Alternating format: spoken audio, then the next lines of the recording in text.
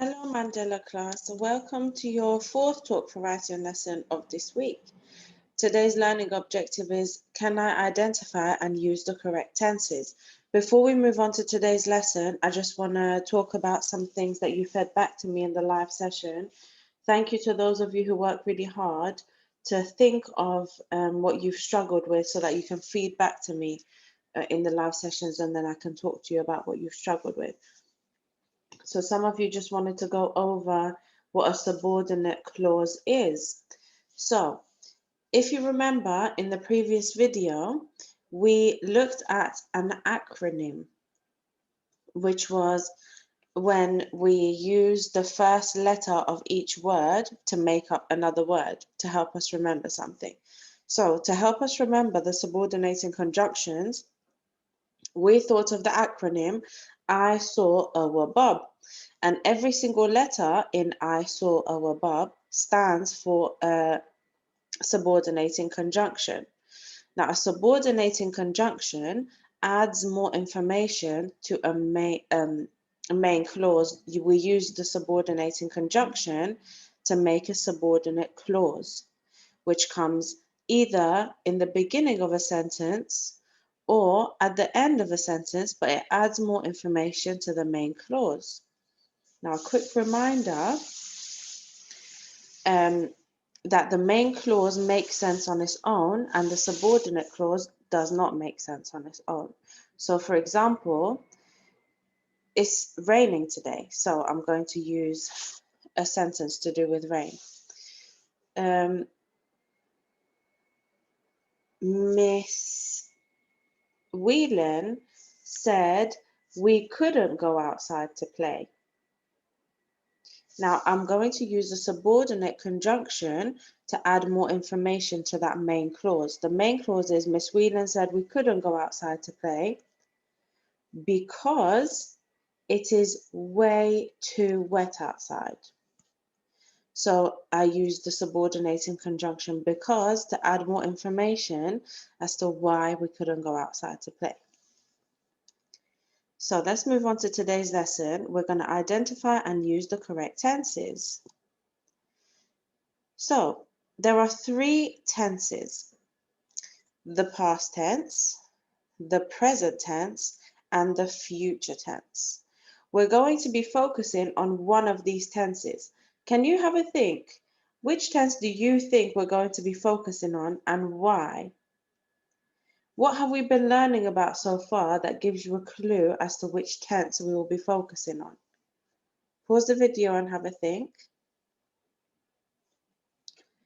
Okay, so to give you a clue, we've been looking at non-chronological reports, specifically a non-chronological report about the electric hairbrush. So the electric hairbrush was invented in the Victorian times. So do you remember which tense we mainly used? Okay, we will have a closer look at that in the next slides. So really quickly, pause the video and have a think. What is a verb? So a verb is a doing word or an action word, anything that you can do. For example, run, jump, skip, sing. If you can't do it, it's not a verb. Can you think of any verbs or any action words? Okay, I'm now going to call out some action words for you to do at home. Stand, sit, scratch, point, sing. Very good. Okay. Now, what are tenses? As we saw, and as you would know, we looked at it in the previous slide, there are three tenses, which are the past tense, the present tense, and the future tense. So tenses tell us when something is happening. For example, I walked to the shops. It's in the past tense. I am walking to the shops. It's in the present tense. I am doing something now. I will walk to the shops, which is in the future tense. So what are tenses? Tenses tell us when something took place or when something is going to take place.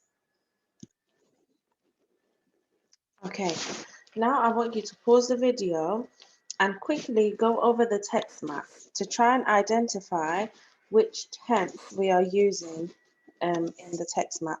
So to be able to identify the tense, you need to first identify the verbs, the doing or action words, and then identify what tense is being used. How do you know that tense is being used? So try to have that conversation in your head, or if you've got a teddy bear that you want to talk to at home, or if someone's available, maybe your younger sister, your older brother, mom, dad. But if everybody's busy, that's absolutely fine. You can just have a think in your head. Okay, did you manage to identify which tense we're using in this text map? Well done if you identified the past tense. Okay, we know it's in the past tense because we're writing about an invention that was invented in the Victorian times. So it's something that's already happened. So we're using the past tense to speak about an invention that's already been invented. To work it out, you need to find the verb, the doing word, and see if it's written in the past, future, or present tense. Now, verbs that are written in the past tense usually end in ed, but not always. There are some irregular verbs that do not end in ed. Can you think of any verbs where if we say them in the past tense, we don't use ed at the end of the word? Okay, we're going to go through the text map and highlight the verbs that show us that this text map is written in the past tense. So if you want to pause the video and have a go at identifying the past tense in the introduction paragraph, and then we'll move on to the next one.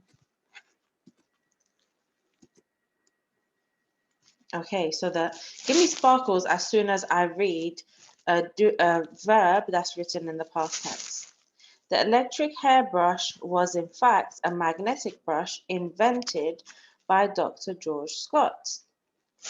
Was, firstly, is there another verb that's written in the past tense? It was invented. Invented gives us a clue because it ends in ed, but was doesn't end in ed, but is still in the past tense. Now pause the video and have a look at the second paragraph. What does it look like? Where can you see a verb that's written in the past tense? Okay, again, give me sparkles as soon as I read a verb in the past tense. The electric hairbrush was made of bristles and not electrical wires. It looked like an ordinary hairbrush, but was engraved with the inventor's name on the handle. Well done if you gave me sparkles on was. It was made of bristles and not electrical wires. It looked ends in ed, like an ordinary hairbrush, but was engraved with the inventor's name on the handle. Okay, pause the video and have a look at the third paragraph. What does it do? Give me sparkles as soon as you see a past tense verb. The electric hairbrush was said to cure baldness and help people's hair thicken and grow. It didn't hurt to use the brush and it became very popular. We've got quite a few irregular verbs in here. Was said to cure baldness and help people's hair thicken and grow. It didn't. Did, if you did something, you did it in the past. Doesn't means it's not hurting now, so it's in the present tense, but didn't is in the past tense. It didn't hurt to use the brush and it became very popular. Became is also an irregular word, irregular verb, where the past tense does not end in ed. It became very popular. Now pause the video and have a look at the more information paragraph to see what you can identify. Okay, Dr. George Scott stated that only one person could use a brush at a time. This meant more people bought the brush, with more than one in some households. The electric hairbrush was also said to cure headaches amongst many other diseases. Let's go back over it and highlight together. Give me sparkles as soon as I need to stop. Dr. George Scott stated, very good if you spotted stated, it ends in ed. He stated that only one person could use the brush at a time. This meant.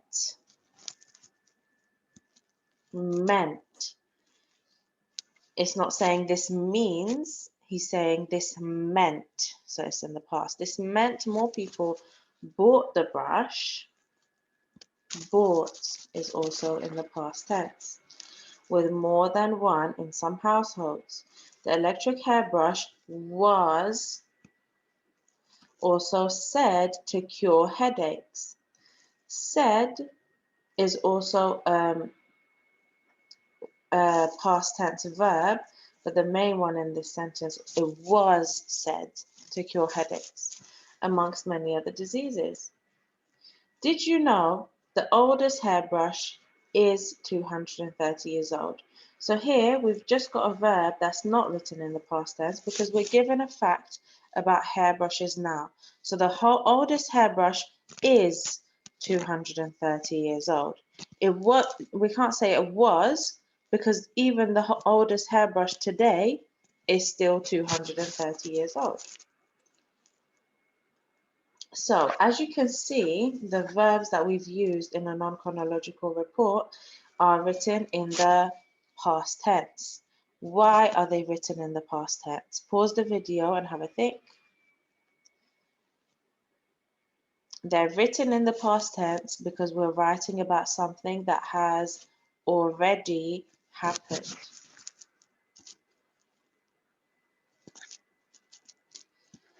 So, when you write your non-chronological report about your invention that you've come up with in DT, you're going to pretend that it was invented in the Victorian times, that it was a Victorian invention. So we're going to be using the past tense, which is why we're looking at it so closely in this lesson. Okay, let's play a game. I want you to stand up if sentence A is written in the past tense, or if sit down if sentence B is written in the past tense. So I'm going to read the sentences. If A is in the past tense, you stand up, and if B is in the past tense, you sit down. No, that's not going to work. If A is in the past tense, you stand up, and if you think B is in the past tense, you then stand up when I read B. That would make more sense. Okay, I'm going to read the sentences now. I walked in the park. I walk in the park. Well done if you stood up for A. I walked in the park is in the past tense. Let's do the same for the next one. Stand up when I read the sentence that's written in the past tense. He laughs at me. He laughed at me. Well done if you stood up for B. He laughed at me is in the past tense.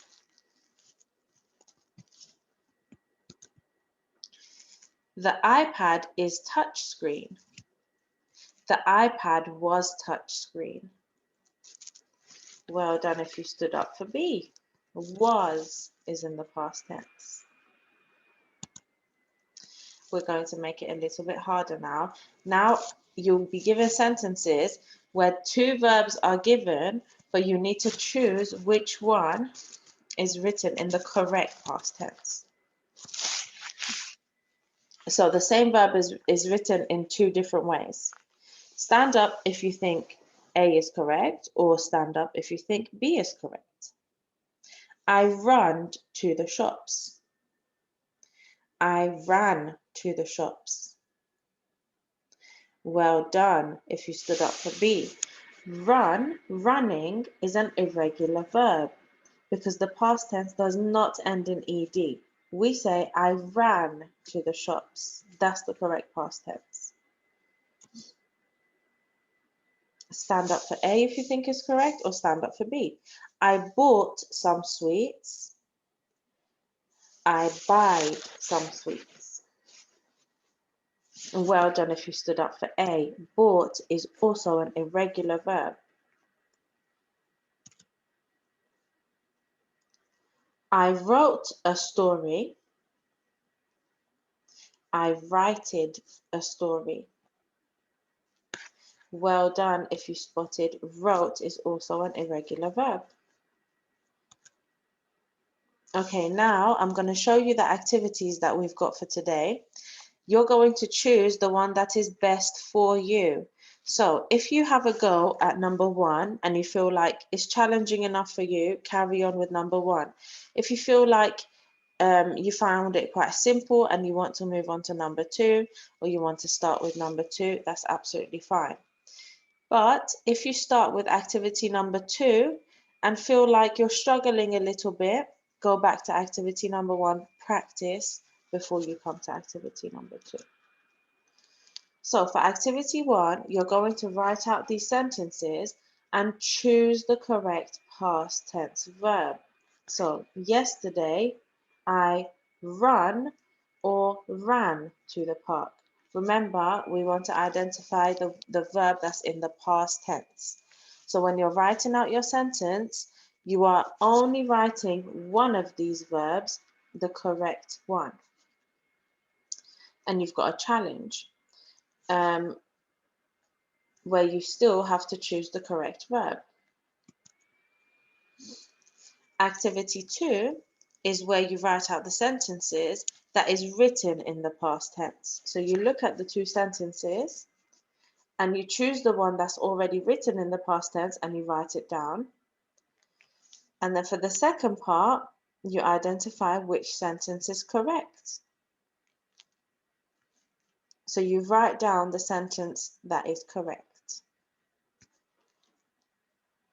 And for your third activity, you write out the sentence that is written in the correct past tense. Choose one of the two and write down the correct one. And finally, you change the sentences to the past tense. We've given you some sentences, but they're not written in the past tense, and you need to rewrite them. You need to identify the verb, think about how you're going to make that verb into a past tense, and rewrite it in the past tense. So I want you to go back a little bit in the video and choose the activity that's best for you and complete that activity to upload onto Tapestry. Please, if you struggle with something in this lesson, please remember to note it down so that you can share it with me in tomorrow's live session, okay? I look forward to seeing your neatest work on Tapestry. Well done for working so hard, and I will see you in the next video. Bye, Mandela class.